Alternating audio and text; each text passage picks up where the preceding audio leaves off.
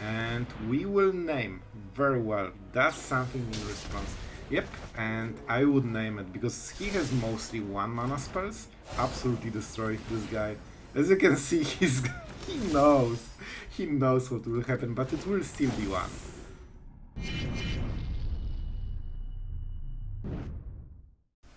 Hello everyone, it's Sloth here, and guys, we did it. We survived the long standard, every single day of it, and finally, we have new playable cards in the format. I could not be happier, and what better way to celebrate it than with Mire. The most anticipated, I think, deck is Mire Faeries, so we really wanted to test it, and we really want to see how it goes. So that's the full deck, one of the versions. You don't have much choice here. I've been trying different cards, so in some videos you will see different cards, but they are all new, so all good. And let's go through the cards because I think we have some work to do. This is a we will go through all the cards because they are new, and I want you to, see what's up with the deck and the interactions. 1 mana Faerie that basically cannot attack for like 3 turns because it gets stun counters. You can untap it, but the trick is that if you untap it, it just removes the stun counter. You cannot really untap it unless you get rid of all of them. So this is a very good turn 1 drop because it not only creates pressure for the later game. 1 mana Faerie that enables all your interactions, because this deck has a lot of cards that only work when you have Faerie. And let's go into Eldraine, one of them. It's basically a font size on steroid. 1 mana, you discard any non-land card. No drawbacks, as long as you have Faeries. If you don't have a Faerie, you also need to exile a card from your hand, so it's card disadvantage for you, and you definitely don't want to do it, unless there are some special cases. With Faerie Fencing, it's basically the main removal for the deck, and for 1 mana it gets a creature -3/-3, and you can scale it, so the shore that will die still very efficiently, because for 3 mana total. But you need Faerie to do this, and this is one of the reasons this is such a huge card. This won't die. Alright, not on the early game. Because of the ward, your opponent, even if he has a cut down, go for the throw, he won't be able to kill it. It's even hard late game sometimes. So yeah, you enable all the synergies, and one of the big one is also Spell Stutter. 2 mana, basically a classic counter spell. Your opponent needs to pay 2 or spell get counters. But here he also needs to pay additional 1 mana for each Faerie you control. And believe me, the faster you stack those Faeries, this is basically a hard counter spell. So very good card, especially if your opponent plays control, sweepers, this kind of stuff. Faerie Mastermind, so we won't talk about it. Basically, this is a Mire mana for 1/1 flying that can draw a card and discard a card. But the main point, it's Lazav, man. It's actually Lazav.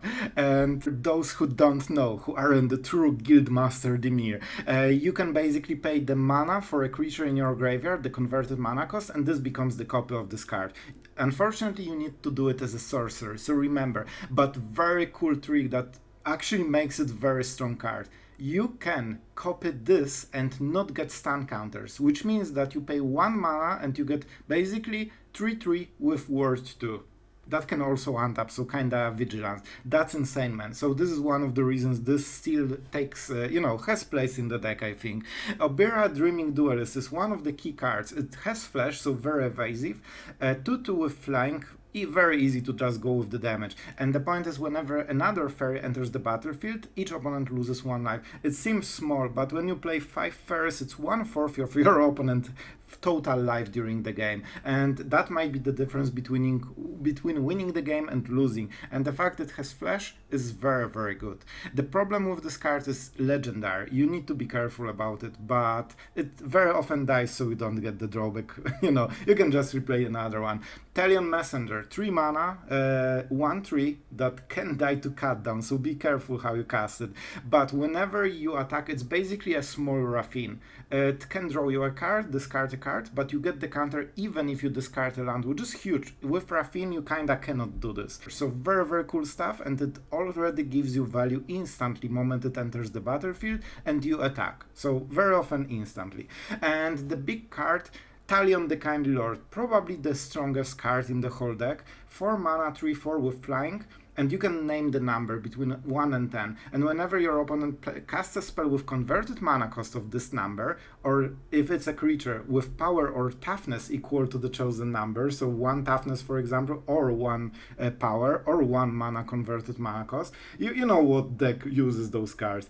That player loses 2 lives, so it helps you killing him, and also you draw a card. So that's insanely powerful effect, because you can get more control over the game while also bursting your opponent. So believe me, you will see in some of the games they hate playing cards that are named basically, and for a good reasons. Extremely cool card, I love it. I think it's exactly what the Mire is about. Alright guys, and we also have some whales here. So obviously an adventure card for 2 mana. Adventure is instant. Attacking creature goes to the top or bottom of the library, and your opponent will choose which one it is. And on the backside you have an extremely strong finisher. It's 6 mana, 6/6 with word 2 and flash, and basically it cannot ambush. That's the text. But the point is that it's very easy to close the game with this card, and 2 mana removal is already good enough to race. Especially with this deck, you will find yourself racing more often than you think. So let's enjoy this joy of having new cards. I hope you will like the Mire Faeries, and guys, don't forget to subscribe. It really supports the channel, so if you can do it, I would be absolutely thankful. And I hope you like the games, and let's not make it longer. Guys, enjoy the new standard. Our monolith opponent was thinking really long. I mean really long. We only played the Cursed Faerie and we go from there. So let's go like this, and we'll start with the Duelist. We need to enable them as soon as possible so we can start draining. And this was a 1 turn drop, so we should be pretty ahead, right? Alright, we probably will trade against Squee, I think. Yep. Let's see if Mono-Red players know how untap and stun counters work together. Because if I can untap this, it means he loses Squee. If I cannot, alright, he knows how the card works. Very nice, very nice. We play Obyra first, also because she has higher toughness. And I still think we go like this. I think we can erase him maybe even. Not sure, but I think with all the draining, I think we can erase him, and that's pretty huge. It will take a moment, but like he's down to 17. And we can go for the Mastermind that basically also hits for 1. We could also untap the, you know, the Cursed Faerie. But we can also do it later. Don't forget Otawara gets discounted because this is legendary. I could get this trade with Obyra if I care, but I don't think that's a good idea. I think we just simply try to raise them. They cannot clear the board with Festivities because those 1-drops have way too much toughness, and they cannot really kill them with Lightning Strike because it costs 4 mana. So it's basically their full turn just to remove 1 of, you know, my 1-drops. So when they start untapping, and we can make it faster, so if we really... Oh boy, he's actually going for it. I love it. Absolutely love it. Let's see the word. Alright. Let's start draining. Because that's one of the reasons we went for race. We can go really hard very quickly. And we can bounce Squee if we care. Let's do some damage. This won't untap for blocking. Important to remember. Let's see. I hope he does something before going to combat phase.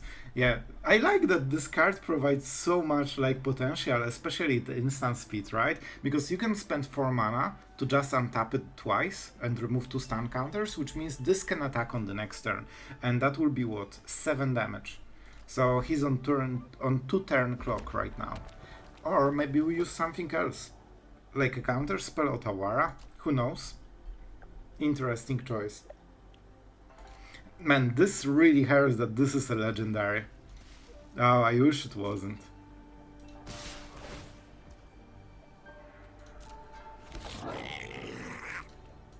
Alright, let's take the damage. I'm gambling that he won't be able to burst me so hard. So he's going for turn 2 lethal. But don't forget, when this has no counters, you can actually use it as a vigilance creature, right? And then they need to pay for mana and lightning strike just to negate it. So still scary for them. He has all the mana open, so that's very interesting what he will do. So far, Squee is doing a lot of work. Very good. I love it. It's probably one of the best cases for us. He basically wasted one of his removal spells. Wish he did it main phase so we could block with this. Shivan Devastator. I see, I see. A pretty good blocker. I think we play like this then. Just because this gives us a lot of potential for the next turn. Oh, this is a very good... This is a very good card. We are not draining him. But now we can attack without losing anything. This is also a very good card. So I don't think we have time for Otawara. I play the land, so yeah, that's it. Otawara not needed. And now we can hit for 4. And also untap in case he attacks. We have good blocker here, 1-3, and we can trade versus Squee with Mastermind. So we have a lot of plays. We could also just kill the Devastator, but if he chomp blocks, that's better for us. He shouldn't, and I don't think he will. He seems to be a pretty smart mono-red player, so I don't think he will take the bait. But I'm not sure if he can burn our creatures. The Messenger is a powerful draw.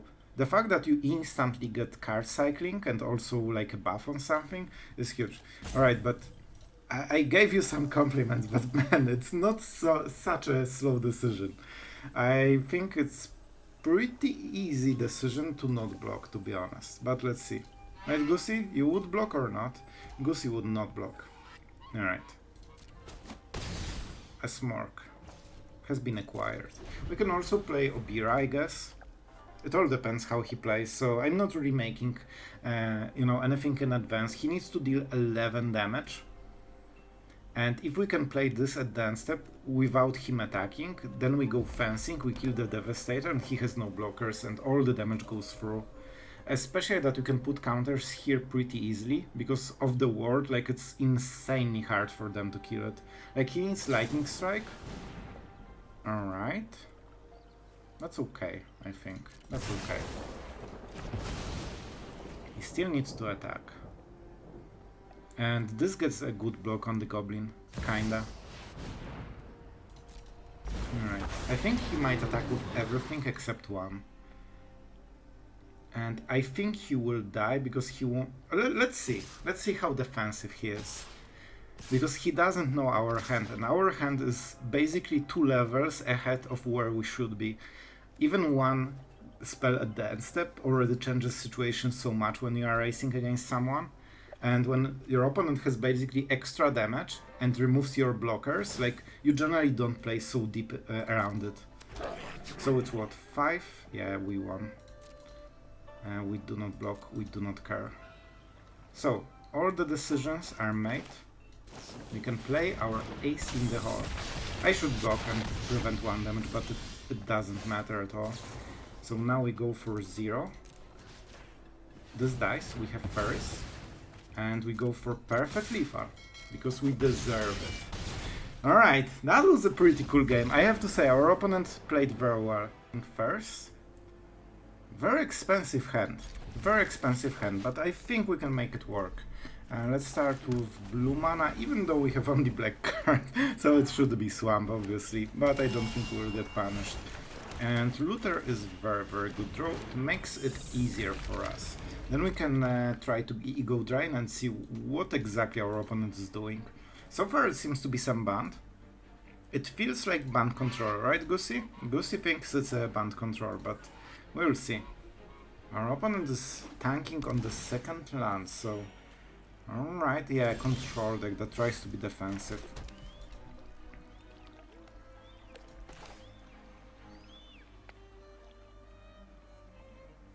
I think we go like this. Oh, that's something. But it cannot be Leyline. What is it? White March. It seems like White March or Search of Salvation. He's really tanking on it, so I think it's March. And he's trying to evaluate, is it worth to exile cards? And the answer is yes, it's worth it. But we are getting the trigger, that's good start. We probably discard the fencing, right? Yeah. I don't think we need it. Not for this matchup. And right now he will probably remove it, but I still got the cycling. Alright, Smite. So he probably has White March, and he used Smite, well, so he still has the March, probably. We'll see. And if I can untap, that would be super useful. You generally want to start with this one, but I just cannot draw it accordingly. I usually open with my 3-drop, man. Alright, that's a very good draw. Let's start. Heart. I guess I could also go for the counter spell. It would be more mana efficient because then I can play Obyra, the Dreaming Duelist. But this way I can check before attacking what's up. Especially if he has the Smite, which very likely might be the case. They usually play 3 or 4, right? Alright, and we will probably use the Oh, he's exiling cards. What was it? Lockdown. Let's use one of the counter spells. So he will be pretty low on cards right now, and we can butcher his hand a little bit. I mean... oh boy, this is getting spicy. Good card to discard. We definitely don't need it for the matchup. And he's in pure top deck mode. He has only Otawara. He should play Mirex, and that's what... oh, that's weird. So he wants to use Otawara, I guess. That's the only explanation, right? Because normally he can also use Mirex, but maybe he's so sure that he will just use this. Oh boy, those are some good cards.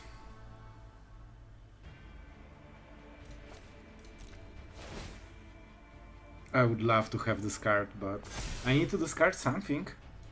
The Messenger seems pretty strong. Usually this is how you get a lot of power. So he doesn't get what he needs, but he slows the game pretty much. So I kinda replayed the creature from... what? He's not playing it. So he needs some good answer. Nah. I will say nah to this. Because he's in full top deck mode. Alright, let's double attack.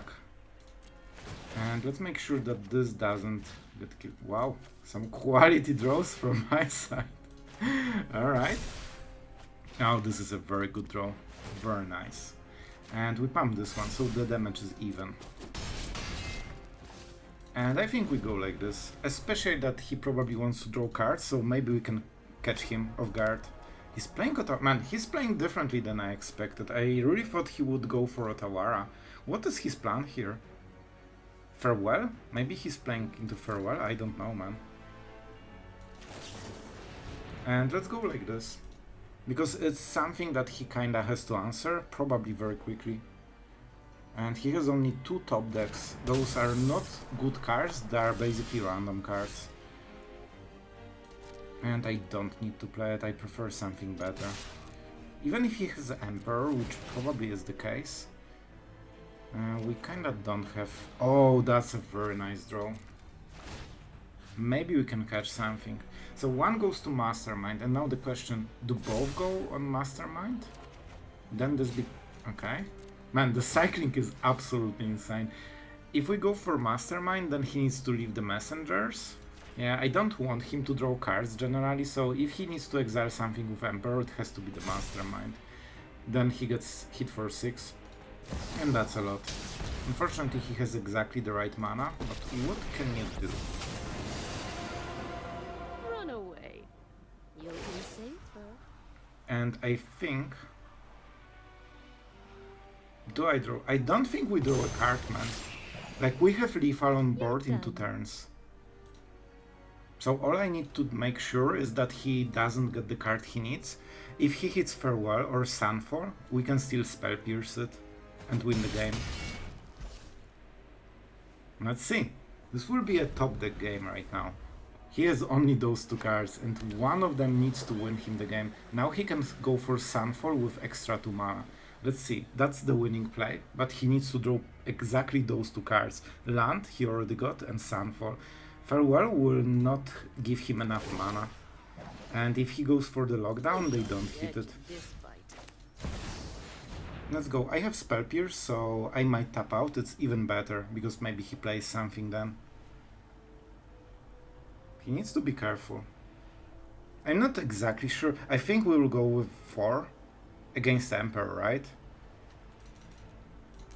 Because he might have multiples. Usually when they play like this, they are very defensive with just the Emperor. So this is lethal. Let's force him to have her. We will split the damage, of course. If we hit a better count... Oh no, we cannot. Which one? This one, I guess. And the land, of course, is not needed. Man, super close game so far. 4, 6. And 1 card. Is it the Emperor? Soul Partition. Alright, but it means he cannot cast anything that has 4 cost, right? He can exile this, but he will be at 3, so he still needs a very good top deck. And I think he will lose. I don't think he can draw so many things in a row that will give him a win. Also, he could Soul Partition his own Emperor and then go for -2, so that was also a possible play. Right now I can just replay it, especially if I hit a land.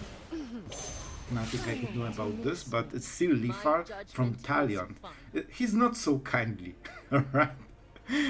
Bro, you have 1 card, there's not much decisions here. You play it, and we see what you top decked.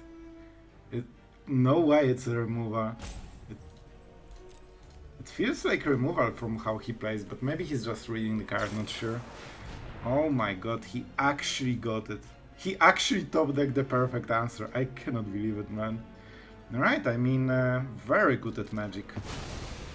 Absolutely great at Magic. Also, his mana is perfect to just go for exiling 4 cost of converted mana cost.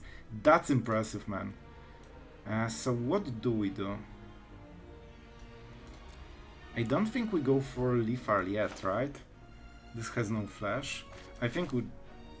This means he can deluge, so let's go like this. And you can use 1 mana and do this cool trick. He's at 3. Yeah, and that's good enough. The ward is huge. It doesn't get all the stun counters because it enters the battlefield like this. But it didn't enter, it is just copying stats on the card. So you basically get the full value with no problem. Our opponent needs to top deck another removal in a row. Let's see if he can do it. So far he's really good at those things. Sure. Extremely good draw for him. But I think Spell Pierce will be the winning card, because even if he hits Smite, which is the cheapest removal he has in the deck, he will still need to pay the ward. That means Spell Pierce will get him. So I think we will still win, but man, his draws are very, very good. Very close to getting him out of this situation, but I don't think it's enough. Maybe if he... Good. That was also a good top deck, because he would live gain to 5. If we didn't have Spell Pierce, he actually would win the game. Good game, my friend, but man, those draws were pretty insane. Not enough to kill Faeries, it seems. With Mastermind we can try to ambush the Rot Priest. We don't get super much value, but this way we can get some free trade. This seems to be a protection spell, so maybe that won't be a good idea. I probably will counter then. Because he obviously has like Tamiya Safekeeping or Tyvar stun, so when I try to ambush I just lose it for 1 mana. So pretty bad stuff. 5 cards. You may reveal a creature card and put into your hand. Alright, so the enchantment thing, but for all the creatures. Oh my god, he actually whiffed.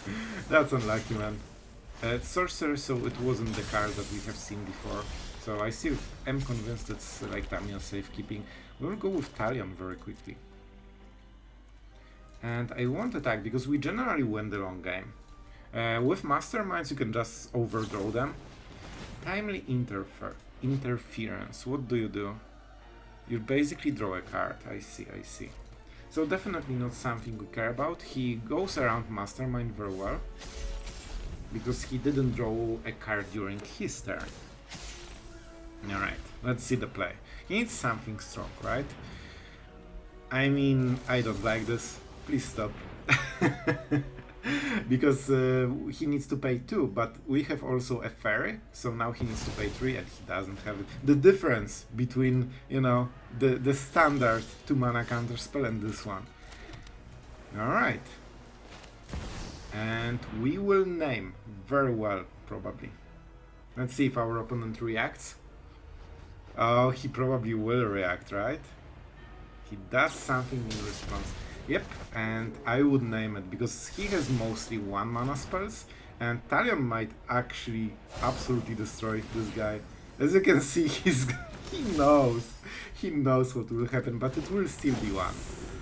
He probably has different cards that could be named, like 2, but I will go with 1 because that's generally how the deck works. And I don't think he will like it. 1 mana. And do we need something? So I can remove 2 stun counters, but I can just ambush. I think I really want to start doing damage. I'm not extremely scared. Do you have a roll? I don't know what happened. How do you have a roll? Oh, that's a new card as well. Create. Alright. So the card has ward right now and ++. Pretty good. And ward is only for opponent. Yeah, so he doesn't need to pay, of course, anything extra. We take this 1 toxic counter. Don't forget, this is named on 1, so every time he plays a spell with cost 1, or a creature with 1 attack or 1 toughness, we draw a card and he gets dealt 2 damage. That's why we want to pressure him, because we can deal surprising amounts of damage. Oh, this was not great ordering. We will go like this. And let's start. We have 6 mana, that's a very important number. We can actually untap this guy, but I don't want to spend all the mana just to deal 3 extra damage. Alright, got some doorbell action, but we are here, and we will try to go for quick lethal because I need to go in a second, and I don't want to spoil the recording because I really want to have it as soon as possible. So, for this reason, let's actually go like this. This is the maximum damage play. And now we go for Dreaming Duelist, and now everything can attack, and we go for lethal, and hopefully I can make it work. Oh, perfect draw. Actually, perfect draw. Go. I need to kill you very quickly. Go. And let's see if that's enough. It's what? 6 and 6, 12 damage. So if he kills one of them, it's not enough. He needs... It might be Blue March. I think it's a Blue March. However, it's a counter spell because we are playing the Mire, and that should be it. I don't think he has enough mana to do anything else, and that should be lethal. Our opponent is kind enough to let us go for the lethal. Very thank you, Mr. V. Alright, that was an interesting game. Opponent goes first. Our hand is not perfect, but I like the counter spell. Counter spell is really good here. And let's go with the blue mana, I think, and see what we get from there. Alright. Mishra's Foundry. Fleeting Spirit. Alright, this will be a card that is not easy to kill. Do I want to pain myself? Maybe. Because I think there might be a problem with value in this hand. I needed to think for a second, because you need to basically evaluate all of your cards, and if you lack value or tempo or life, you know, total, we can counter it if we care. Alright, I think I know how we play this. Exile, discard a card. So he will have to discard a card anyway.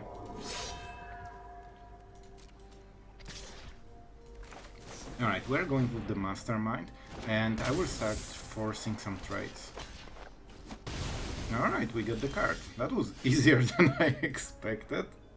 I thought it would go much harder. Let's go like this and try to put some pressure. Alright, so I kinda changed my idea. I wanted to just keep the board clear and just go for a prank. And everyone loses 2 life and probably sacrifices 2 creatures. If he had 2 cards, I would also discard them. So let's see. He definitely has some sneaky plan.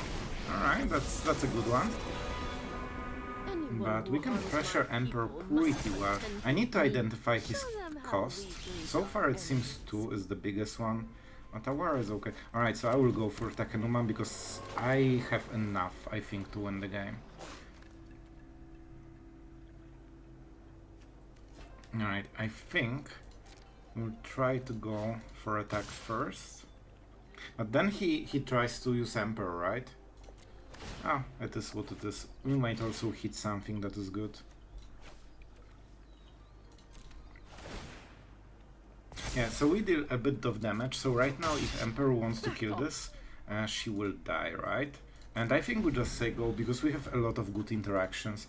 If he kills this and plays a creature, Prank will absolutely board clear, basically. Especially if he taps this mana. That's perfect. He will get some free damage, but that's it. Let's see if... I think he will go for a -2 on the Emperor, which is pretty good for us. Right? Perfect. Absolutely perfect. Alright, so we know everything. I could, I guess, save it, because I don't have anything to do with the mana, so that was probably the best call. So what we will do right now is very interesting. Do we want to lose life? Definitely not. So we just go like this. We pay 1 more life. And what do we discard? Definitely this stays. I think Counter Spellman. This would be hard to use. And Otawara. Those are cards we can kinda live without. And he will be down to actual 1 card in the whole game. Oh, that's a good one. Oh, Disturb. So he will be able to play stuff anyway. But he needs another creature, which can be Mishra's Foundry. Alright, main phasing the Emperor.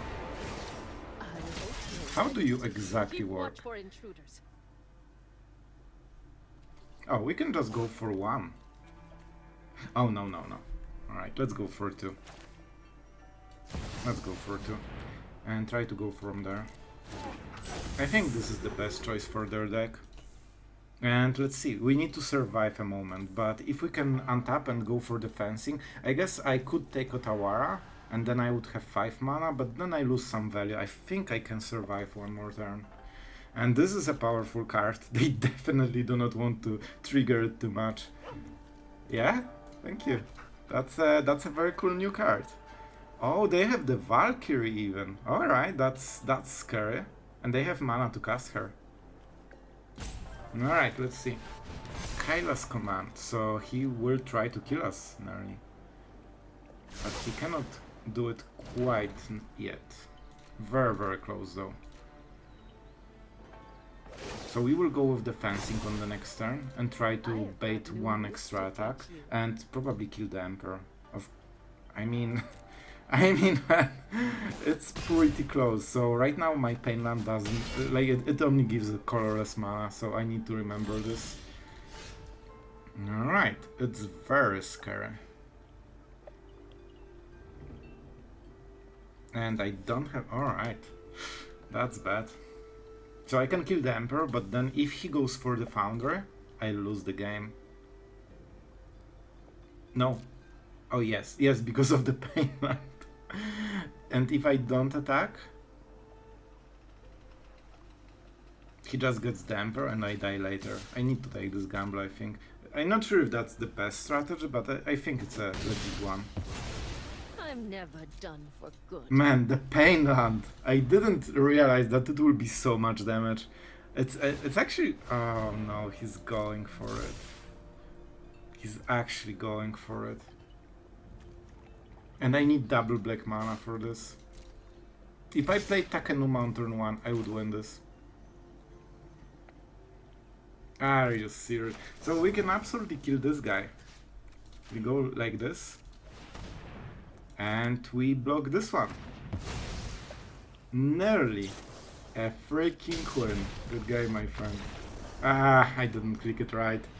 So, misplay on my part. I could win this game very easily, but I just didn't think it will get so close. Right, guys, and I won't make this part too long because we had a very long intro, but I wanted to give you some closing thoughts, especially that you probably wonder, is this deck worth crafting? Do you like it? Is it super powerful? Is it broken? And I'll give you the short answer. I'm not sure yet, but I have some ideas for this one. The deck feels pretty strong. and it definitely was aimed at being competitive from Wizards. This is how you feel. The synergies are there, especially between like the Fairy, Looter, and Messenger is basically acts as a small Raffine for the deck, so it has a bit of this Legends power, and I think Talion is absolutely amazing card. I really like the card. I think this is my favorite card from the whole deck, because it really gives you this opportunity to just name the one card, and if you are a good player, you can absolutely get bigger value than, you know, if you miss it. One of the problems with this deck, I think it could be like extremely aggressive aggro, because your creatures are a bit slower than like mono red or mono white, and I'm not sure if how you deal with this one.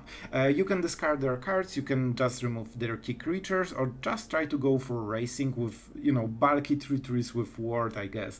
But that's one of my things that I'm not sure, and I think I would not recommend it yet. I think it's worth waiting until the meta settles. We will see on the bigger stats if the deck performs against top tier decks. It feels strong. It's definitely not a meme deck, but I'm not sure how strong it is. We will see, And I don't like the Whale. I think it's not a good addition. I would personally remove it after playing the game. And there's some other cards that should go here. Maybe even counter spells like Negate. They could be good, maybe some Cardo, not sure, maybe just more looters for additional pressure, one of those. So guys, I hope you liked the video. Don't forget to subscribe, because that was a rough day. I really wanted to crank the video as soon as possible, so you know, no fun in opening cards, it was just bulk and start recording, and the server is laggy, so I needed to concede some games just because the server got stuck. So yeah, if you appreciate it, I would really be absolutely grateful if you could subscribe, like the video, and share, especially if you like the Mire, and I cannot wait for making some control decks. This one was the first one, but the next one will probably be the control if everything works my way. So thank you for watching, and it's so great to be in new standard. So enjoy guys, and see you tomorrow.